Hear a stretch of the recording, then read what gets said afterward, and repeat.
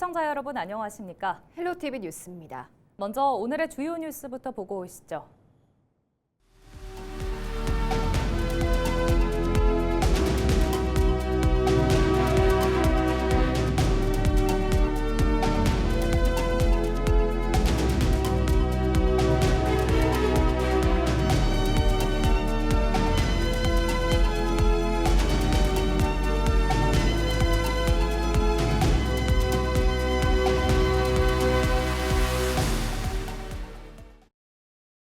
경상북도가 민선 9기 시장군수 당선인을 초청해 정책 간담회를 개최했습니다.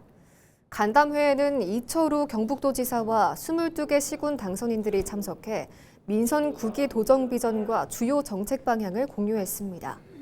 경북도는 민선 8기에 이어 민선 9기에도 경북의 힘으로 새로운 대한민국 슬로건을 유지하고 산업, 공간, 공동체, 민생 4대 대전환과 대구 경북 행정통합을 핵심 과제로 추진할 계획이라고 밝혔습니다. 신임 당선인들은 지역 변화에 대한 강한 의지를 드러냈으며 연임에 성공한 당선인들은 지난 임기의 경험을 바탕으로 지역 발전을 한 단계 더 이끌어 나가게 했다며 지역의 화합과 발전을 위한 포부를 밝혔습니다. 경주시가 외동읍 복지회관을 준공하고 주민복지 문화서비스 확대에 나섰습니다. 외동읍 복지회관은 총 사업비 62억 원을 투입해 외동읍 모하리의 연면적 1,775제곱미터 규모의 지상 3층 건물로 건립됐습니다. 복지회관 1층에는 다함께 돌봄센터와 체력단련실, 2층에는 강당과 프로그램실 등이 마련됐습니다. 경주시는 복지회관이 주민들의 여가 문화활동 공간이자 지역 공동체 소통의 거점 역할을 할 것으로 기대하고 있습니다. 경주시가 동궁과 월지의 경관 관리와 수질 개선을 위해 수초 제거와 정기 수질 검사를 추진합니다. 시는 4월부터 11월까지 사업비 2억 원을 투입해 동궁과 월지 내 13,000제곱미터 면적의 수초를 연간 10회에 걸쳐 제거할 계획입니다. 특히 수초 번식이 집중되는 7월과 8월에는 월 2회 정비 작업을 진행합니다. 동궁과 월지는 신라왕궁의 별궁과 연못 유적으로 최근 수초 번식에 따른 경관 저해 민원이 이어져 왔습니다.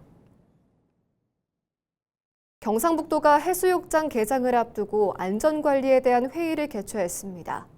이번 회의에서는 해수욕장 시설 점검과 안전장비 확보, 안전관리 요원 배치 등의 준비 사항을 점검하고 안전사고 예방을 위한 관계기관 협력체계 구축 방안을 논의했습니다. 경북에서는 다음 달 10일에 경주 지역 해수욕장 4곳이 개장하는 것을 시작으로 11일부터 포항과 영덕, 울진 등 나머지 20개 해수욕장이 운영을 시작합니다.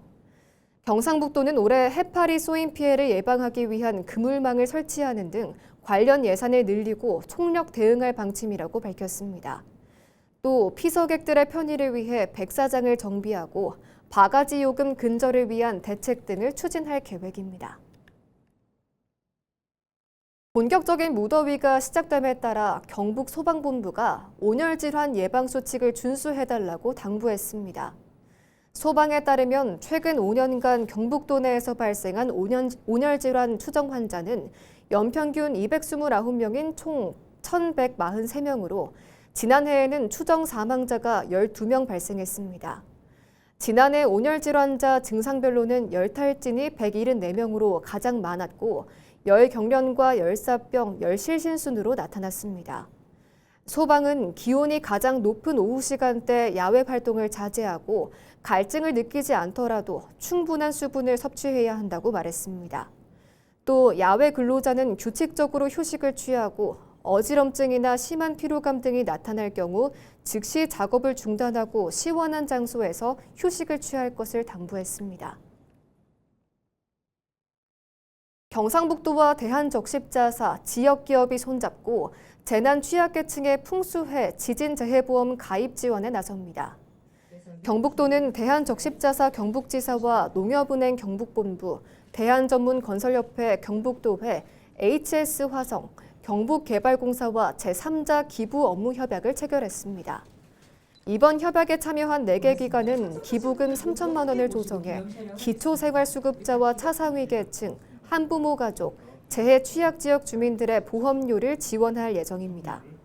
경북도는 이번 사업이 자연재해 위험 지역 주민들의 경제적 부담을 줄이고 재난 안정망을 강화하는 계기가 될 것으로 기대하고 있습니다. 지난 19일 안동 와룡면 일대 주민 130여 명이 안동댐 상류 주변과 하천 인근 환경 개선을 위한 쓰레기 줍기를 실시했습니다. 사냐 1, 2, 3리와 가류 1, 2리, 도곡리 2장의 주도로 모인 주민들은 댐 상류와 주변에서 2시간 동안 5톤가량의 쓰레기를 정리했습니다. 환경 개선 행사에 참여한 주민들은 댐 주변에서 생각보다 많은 쓰레기가 나왔지만 직접 손으로 정리하며 뿌듯함을 느꼈다며 앞으로도 주변 환경에 관심을 갖겠다고 말했습니다. 경북교육가족 한마음체육대회가 지난 20일 문경 국제소프트테니스장에서 진행됐습니다. 체육대회에는 임종식 교육감과 지역교육장, 한국교통관계자와 교원을 포함해 400여 명의 선수단이 참석해 배구와 테니스 종목에서 경쟁을 펼쳤습니다. 경북교육가족 한마음체육대회는 도내 교원들의 친목을 강화하고 교육 공동체 문화를 조성하기 위해 매년 진행하고 있는 대회입니다. 경상북도 교육청 과학원이 질문에서 발견까지 탐구로 여는 미래를 주제로 2026 경상북도 학생과학탐구 페스티벌을 개최했습니다. 이번 행사는 제44회 경상북도 청소년 과학탐구대회와 제34회 경상북도 학생과학탐구 올림픽이 함께 열려 학생들의 과학탐구 역량을 겨뤘습니다. 또 과학 전문가 강연과 경상북도 교육청 수학문화관이 참여한 전시 체험 공연 프로그램 등 다양한 과학문화 행사가 마련됐습니다. 경연대회 상위 입상자는 전국 청소년 과학탐구대회와 과학탐구올림픽에 경상북도 대표로 출전하며 결과는 참가 학생 소속 학교와 과학원 홈페이지를 통해 추후 발표될 예정입니다. 전국 동시 지방선거가 끝난 지 어느덧 2주일이 지났는데요. 영주시에서는 황병직 시장 당선인이 인수위원회를 꾸리고 민선 9기의 운영 방향을 설정하고 있습니다. 특히 시장직 공백 상태가 1년 넘게 이어진 만큼 그동안 느슨해진 조직 문화를 바로잡겠다는 각오인데 이를 보여주듯 사흘간 이어진 부서별 업무 보고에서 강한 질책을 쏟아냈습니다. 서희동 기자입니다.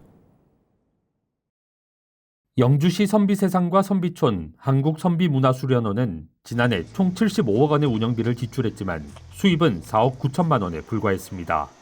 황병직 영주시장 당선인은 인수위원회 회의에서 3개 시설을 위탁 운영하고 있는 영주문화관광재단의 운영 실적과 업무 태도에 대해 강하게 질타했습니다. 시장이 없다면 권한대행이고 권한대행이 없다면 거기 담당 국장이 있었을 때 충분히 설명을 해서 향후에 대한 이런 계획 대책을 수립을 했어야 되는 책임 또한 문화재단의 사국에 있었다. 이러면 안 됩니다. 앞으로 우리 이러지 말자고요. 그래서 이거를 대책 정리를 하고. 황 당선인은 이곳들 외에도 막대한 예산이 투입되지만 성과가 없는 이른바 방만한 조직은 더 이상 방치하지 않겠다는 의지를 드러냈습니다. 이 밖에도 인사청탁 근절과 행사 의전의 간소화 등 공직사회의 대대적 개편을 강조했습니다. 무엇보다 1년 넘게 부시장 권한대행 체제로 운영되며 느슨해진 조직 문화를 바로잡겠다는 각오입니다. 영주시의 조직 문화를 일하고 싶은 조직 문화로 바꾸는 게 저는 급선무라고 생각을 합니다. 그래서 묵묵히 자신의 일을 수행하고 있는 우리 이웃들이 정책 실현의 혜택을 볼 수 있도록 꼭 그렇게 하도록 하겠습니다. 연일 행정 개편을 위한 쓴소리를 내며 부서별 업무보고 청취를 마친 민선국이 영주시장직 인수위는 남은 기간 주요 시책 현장 점검과 분과별 회의를 거쳐 시정 운영 방향을 설정합니다. 영주를 시민께 돌려드리겠다며 인수위에서부터 강력한 시정 개선 의지를 드러낸 황병직 영주시장 당선인의 민선 9기가 4년 후 어떤 성과를 남기게 될지 주목됩니다. 헬로티비 뉴스 서희동입니다. 민선 9기 안병윤 예천군수 당선인이 찾아가는 정책 토크 콘서트를 열며 소통에 나섭니다. 오는 24일과 25일 오후 2시 복합 커뮤니티 센터와 육상교육훈련센터에서 진행되며 군민이면 누구나 자유롭게 참여할 수 있습니다. 안 당선인은 질의응답과 자유로운 토론 시간을 충분히 배정했다며 주민들의 불편 사항과 현안, 미래 발전 방안을 직접 듣고 검토를 거쳐 민선국이 주요 군정 과제와 정책에 반영할 방침입니다. 경상북도가 안동의료원의 경북도청 신도시 이전에 대한 주민 설명회를 오는 25일 오후 2시 안동시민회관에서 개최합니다. 이번 설명회에서는 안동의료원의 이전과 신축 추진 검토 배경을 공유하고 타당성과 현 부지의 활용 방안 등 연구 용역 결과를 설명합니다. 또 질의응답을 통해 지역 주민들의 다양한 의견을 수렴할 계획입니다. 설명회는 관심 있는 도민이라면 누구나 참석할 수 있습니다. 문경시의회 복합청사 건립이 본격적으로 시작됐습니다. 총 사업비 281억 원을 투입해 지하 1층, 지상 4층 규모로 건립되는 복합청사는 행정과 의정, 주민 편의 기능이 통합된 공간으로 조성됩니다. 문경시는 내년 9월까지 청사 1차 준공을 완료하고 시의회와 점촌 이동 행정복지센터를 신청사로 이전한 후 2028년 5월까지 기존 청사 철거와 부대 공사를 마무리할 계획입니다. 한편 지난 1968년에 건축된 현재 문경시 의회 청사는 정밀 안전진단 및 안전성 평가에서 D등급을 받아 안전에 대한 우려가 제기돼 왔습니다. 일본 뇌염을 옮기는 작은 빨간집 모기가 경북 지역에서도 확인됐습니다. 경북보건환경연구원은 일본 뇌염 유행 예측을 위해 우사에서 채집한 모기를 분석한 결과 해당 모기를 확인했다고 밝혔습니다. 작은 빨간집 모기는 암갈색을 띠는 소형 모기로 논이나 축사 등 물이 고인 환경에서 번식하며 일본 뇌염 바이러스를 사람에게 전파할 수 있습니다. 앞서 질병관리청은 지난 17일 대구 지역 채집 모기에서 일본 뇌염 바이러스 유전자가 검출됨에 따라 전국에 일본 뇌염 경보를 발령했습니다. 농어촌 기본소득 시범사업 대상지로 선정된 청송군에 전입신고가 늘어나고 있습니다. 청송군은 사업 선정 소식이 알려진 지난 6월 11일부터 17일까지 전입자는 총 318명으로 집계됐다고 밝혔습니다. 청송군은 오는 8월부터 내년 12월까지 시범 사업을 추진할 예정이며 실거주 요건 확인 등을 거쳐 1인당 월 15만 원의 청송사랑 상품권을 지급합니다. 청송군은 농어촌 기본소득으로 인한 지역경제 활성화 효과를 높이기 위해 군비를 추가 투입하는 방안을 검토하고 있으며 해당 사업이 청송읍 중심 상권뿐 아니라 면 지역 상권에도 고르게 효과를 볼 수 있도록 사용 권역과 가맹점 관리 방안을 마련하고 있습니다. 청송군이 탄소 중립 포인트 에너지 제도에 참여한 276세대에 총 550만 원의 인센티브를 제공했습니다. 276세대는 온실가스 배출량을 5% 이상 감축한 세대로 에너지 절약 실천에 대한 보상과 함께 탄소 중립 생활 문화 확산에도 기여한 것으로 평가되고 있습니다. 탄소 중립 포인트 에너지는 기후위기 대응을 위해 가정에서 사용하는 전기, 상수도, 도시가스 사용량을 절감하고 과거 사용량 대비 감축률에 따라 포인트를 부여하는 제도입니다.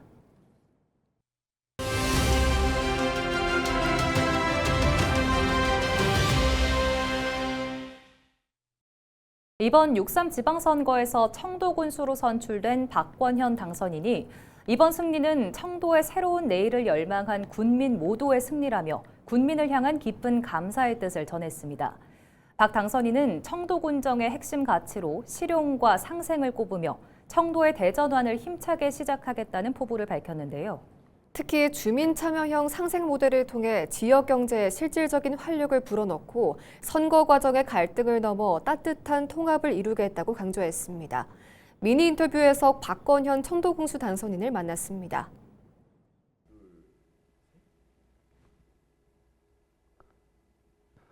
위대한 청도 군민 여러분, 진심으로 감사드립니다. 청도군수 당선인 박권현입니다. 이번 당선은 저 박권현 개인의 영광이 아니라 청도의 새로운 내일을 열망하신 우리 청도 군민 모두의 승리입니다. 선거 기간 동안 군민 여러분께서 보여주신 변화에 대한 기대와 뜨거운 성원을 결코 잊지 않겠습니다. 군민의 뜻을 무겁게 받들어 소통과 화합으로 하나 되는 청도를 만드는 데 모든 것을 바치겠습니다. 다시 한번 머리 숙여 감사드립니다. 새롭게 출범하는 박근현 군정은 실용과 상생을 핵심 가치로 삼고 청도의 대전환을 힘차게 시작하겠습니다. 저부터 솔선수범하여 신뢰받는 공직사회를 만들고 오직 국민을 위해 일하는 군정을 구현하겠습니다. 또한 주민이 직접 참여하고 수익을 함께 나누는 주민 참여형 상생 모델을 성공적으로 정착시켜 지역 경제에 실질적인 활력을 불어넣을 것입니다. 선거 과정에 다양한 목소리를 모두 포용하는 따뜻한 통합 속에서 국민과 끊임없이 소통하며 새로운 청도의 도약을 반드시 증명해 보이겠습니다.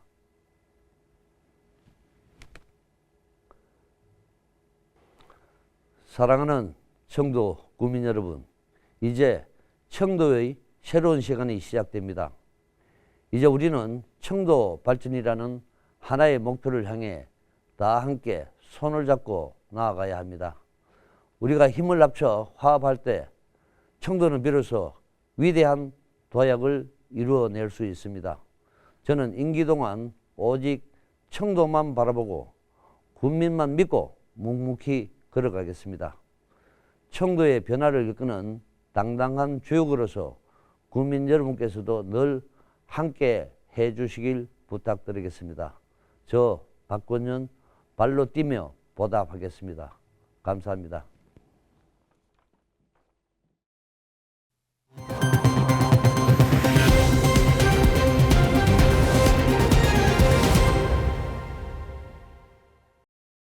생성형 AI 많이들 쓰실 겁니다.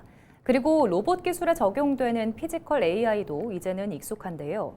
이 AI 기술을 사회 문제 해결에도 활용할 수 있도록 하는 연구가 이루어지고 있습니다. 사회 전반에 걸친 불공정 사례를 찾고 분석하는 AI 모델이 등장했는데 현장에 접목했을 때 어떤 개선 효과로 이어질지 관심이 모아집니다. 박근수 기자입니다. 불공정 채용, 행정서비스 사각지대, 기회와 제도의 불평등까지 불공정 사례는 여전히 사회 전반에서 나타나고 있습니다. 국민권익위원회가 1월 발표한 2025년도 부패 인식도 조사 결과 자료를 보면 일반 시민의 50.3%는 우리 사회가 불공정하다고 인식하는 것으로 나타났습니다. 공정하다는 응답은 12%에 불과했습니다. 사회 각 분야에서 불공정이 발생할 가능성을 줄일 수 있는 방안은 없을까? 동아대학교 한세혁 교수는 AI를 주목했습니다. 불공정 문제를 탐지해 진단하고 해결 방안을 제시하는 인공지능 기반의 공정성 증강 솔루션 모델을 개발한 것입니다. 눈에 보이지 않지만은 우리 사회의 구석구석에 있는 문제를 해결하는 AI도 있다. 이것이 모델이나 솔루션으로 구현된다면은 우리 국민들의 어떤 사회적인 건강 상태라든가 뭐 이런 사회적인 삶의 질 이런 부분까지 개선할 수 있지 않겠나.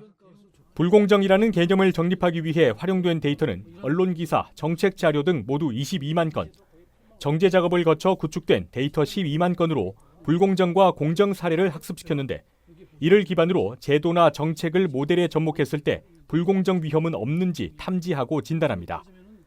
여기에 더해 분석 결과의 편향성과 윤리적 문제 여부 등을 재검증하고 최종적인 개선과 보완 방향까지 제시하는 실천형 AI라는 점이 특징입니다. 또 정치와 경제 등 32개의 사회 영역 전반에 걸쳐 불공정 문제를 분석할 수 있는 만큼 행정기관과 민간 기업 등 활용의 폭도 넓다고 한 교수는 설명했습니다. 현재 단계로서는 일단은 하나의 저희가 씨앗을 만들었다고 생각하고요. 이거를 현장에다 적용해서 이제 불공정을 공정하게 만드는 어떤 문화나 꽃을 피우는 그런 역할을 하는데 이 모델의 의미가 사회적 의미를 부여할 수 있다고 봅니다. 복지 사각지대, 채용 불균형, 제도의 악용 등 사회 전반에서 발생하는 불공정의 원인을 찾고 정책을 보완할 수 있는 도구로서의 AI 기술에 관심이 모아지고 있습니다. 헬로티비 뉴스 박근수입니다. 이상으로 뉴스를 마칩니다. 시청해주신 여러분 고맙습니다.